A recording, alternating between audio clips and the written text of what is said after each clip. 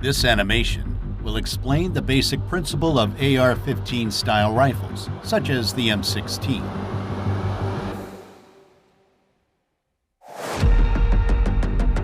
The standard M16 was equipped with a carrying handle and iron sights.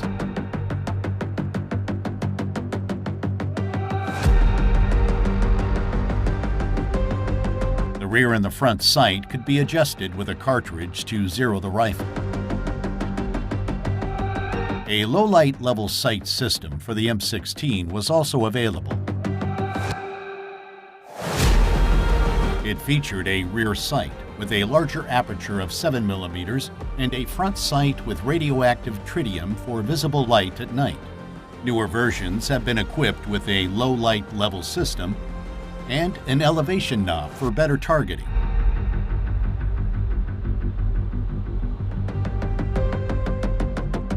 Today, a lot of accessories are available for AR-15 style rifles.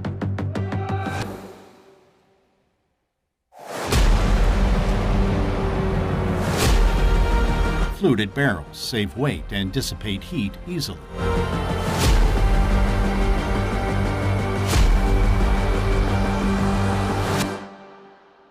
Let's have a look at the M16's trigger mechanism. Initially, the M16 assault rifle could fire in semi-automatic and fully automatic mode. When in safe mode, the trigger cannot be pulled because of the selector's shape. When the selector is moved to semi-automatic mode, the recess in the bottom of the selector allows the trigger to move when it is pulled. As soon as the trigger is pulled, it releases the hammer. When the bolt carrier pushes down the hammer, the disconnector locks it in place. Before another shot can be fired, the trigger must be released so that the trigger sear engages the hammer again. In fully automatic mode, the trigger can move freely, whereas the disconnector stays at its position.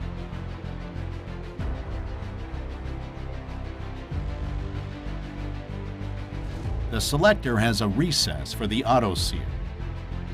The auto sear catches the hammer when the bolt carrier moves backwards.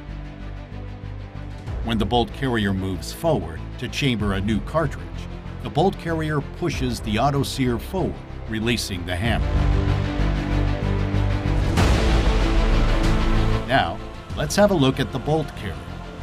The bolt carrier houses the bolt that has several locking lugs, which are also called bolt lugs, and a cam pin. When the hammer strikes the firing pin is pushed forward. The firing pin hits the bottom of the cartridge, which consists of the case, the propellant, the bullet, and the primer. The case of the cartridge is filled with the propellant. At the bottom of the case is the primer. The primer holds the priming mixture. When the rifle's firing pin strikes the primer cap, the priming mixture explodes, resulting in the ignition of the propellant.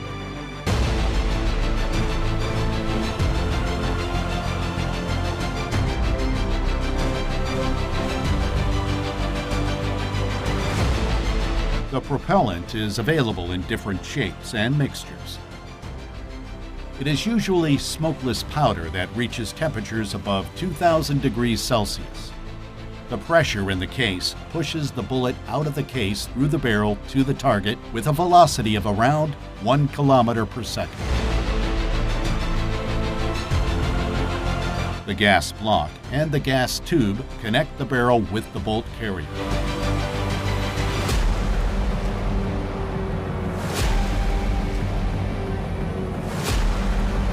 The pressure provided by the propellant is transmitted to the bolt carrier. Consequently, it is pushed back.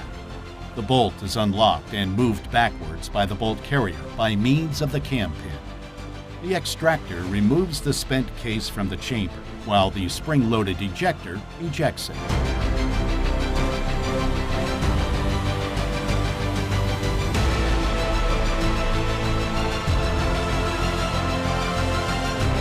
The buffer spring is compressed and ready to release the stored energy. Consequently, it will push the bolt carrier back to its initial position. The bolt chambers a new cartridge.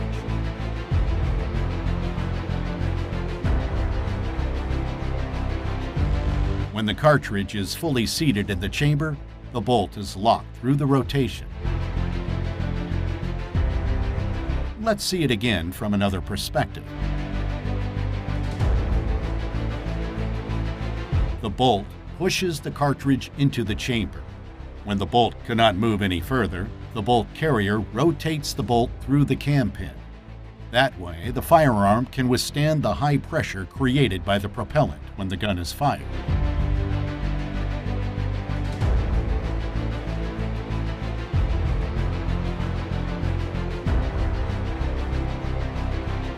Let's see again the locking mechanism. In fully automatic mode, the rifle would release the hammer and fire. Because many soldiers would fire in fully automatic mode and waste ammunition, the burst mode was introduced. When the trigger is pulled, only 3 rounds are fired. This is possible through a spring clutch.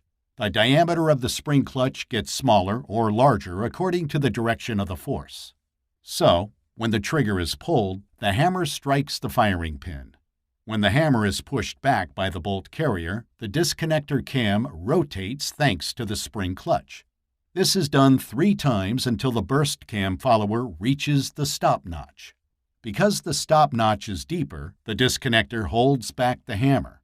So, the trigger must be released to fire again. Let's see it again from the side view.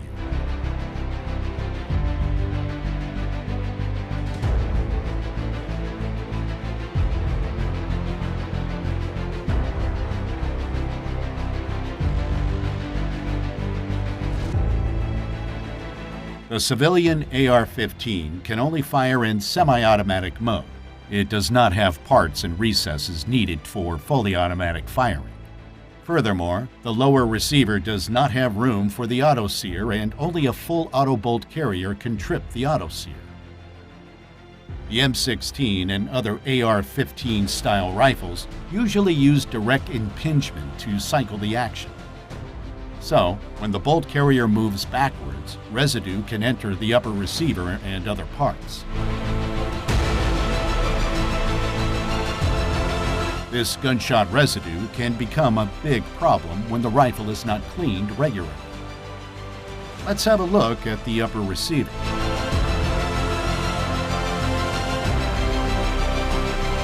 When the rifle is not cleaned regularly, deposits can be found on the walls of the firearm's upper receiver over time.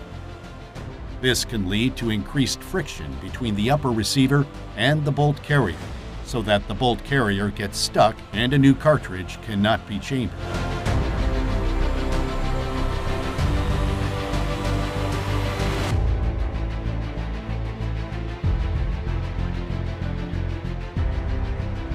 Here, the forward assist can help. Pushing the forward assist plunger will move the bolt carrier forward, thanks to the notches.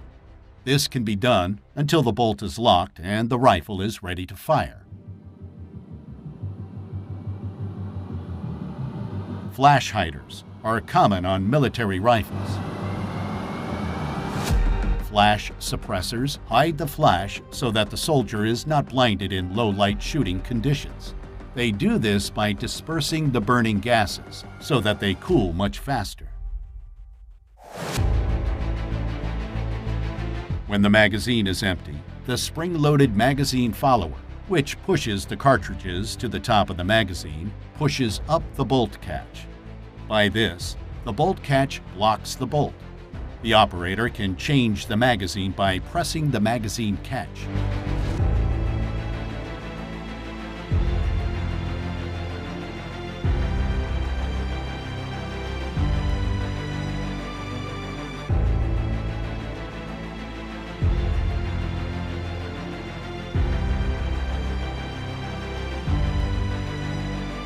Pushing the bolt catch will release the bolt. The firearm is ready to fire. Manually charging the gun is also possible. The charging handle allows the operator to move the bolt carrier to the rear. Releasing it will chamber a new cartridge.